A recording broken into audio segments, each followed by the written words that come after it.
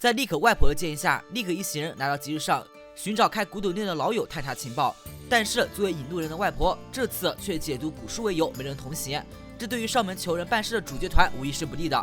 事实也正如猜测那样，丽可等人找到店铺，刚开始打听猎空搜情报，店长抢先一步开始了各种假货推销，居然说还有1万年前骆驼捕的化石，这显然就是假的啊！好不容易听他说完，立刻说明来意。这个肌肉小老头在看到罗伊展示古代精灵球，顿时来了兴趣。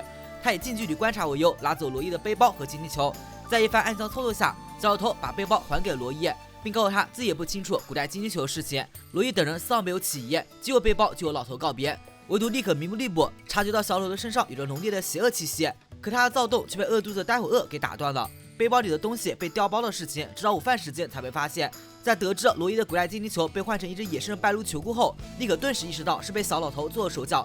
三人赶忙折返到店铺，却发现早已是人去楼空。弗里德认定这老头绝对是畏罪潜逃了，并说出2种可能性：第一，他只是对稀有物品感兴趣；第二，他是探索队的一员。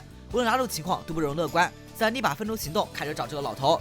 在看到骑着喷火龙搜查弗里德后，老头也立马做出了部署。他将古代精灵球交给了自己报梦，让他们先行离开，自己则最后诱饵拖住主角团。很快弗里德找到老头，可不论弗里德怎么找，也没有看见古代精灵球。不过弗里德也不傻，他立马发觉店铺的招牌报梦灯火幽灵不在，那古代精灵球一定是在灯火幽灵身上。可老头依旧嘴硬不肯说，这让弗里德反而难。弗里德还是太过善良，这种唯利是图的人打一顿还怕他不招吗？就在弗里德想办法之时，老头把装有货物的车掀翻，趁弗里德被遮住视线的空档，脚底抹油开溜了。弗里德当机立断让喷火龙去追击，可喷火龙飞行带来的气流把附近摊位的货物撒了一地，店家们气愤地拦住弗里德，让他把东西收拾干净。没有办法，弗里德在打电话给罗伊和利可后，就老老实实的充当苦力。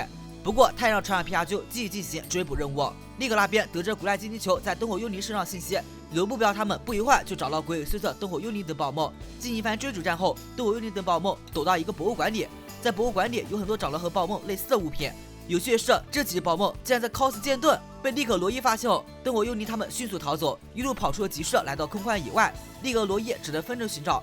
罗伊这边发现宝梦的踪迹，但对方人多势众，灯火幽灵和铜镜怪在青铜钟和毒剑鞘的掩护下逃走。罗伊派出呆火鳄和对方交战，结果暂时被狠狠收拾一顿。利可这边超激怒拦住了灯火幽灵，他也进行战斗，新叶喵的表现要比呆火鳄好得多，但最后还是靠明目利不出手抢回了袋子。可是老头带着青铜钟和毒剑鞘及时赶到，又将袋子抢走了。好在罗伊也跑了过来，双方继续对峙。利可对于老头的行为很是恼火，他质问对方为什么要这么做。老头回答，有人联系自己高价收购古代精灵球，在老头眼里和外婆的情谊远远比不上钱财，对于这种坏人也没啥可说的。罗伊和利可打起精神，开始宝梦对战。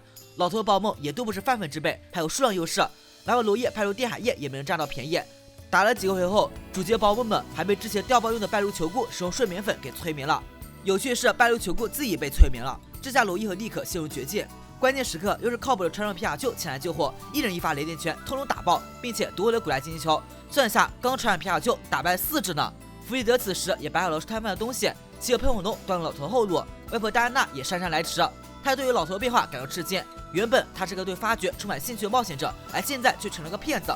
老头嘴上说这样来钱快，但戴安娜直接把他的铜镜怪拉了过来。铜镜怪的背面可以展现出一个人内心的真实性格，而在铜镜怪背面展现出的还是老头年轻时冒险者的样子，这才是老头的心声。外婆见状，于是继续劝导：灯火幽灵他们明明是在冒险过程里结识了同伴，如今却成了帮凶，这难道是你希望的吗？看着纯真的宝梦，老头终于流下了悔恨的泪水。他决定不再行诈骗之事，继续和宝梦们出去冒险。最后的最后，他告诉主角团，委托他回收古代精灵球的并不是泰坦顿，而是一个精灵球工匠。这么一说，顿时勾起众人的兴趣，大家决定去会一会这个买主。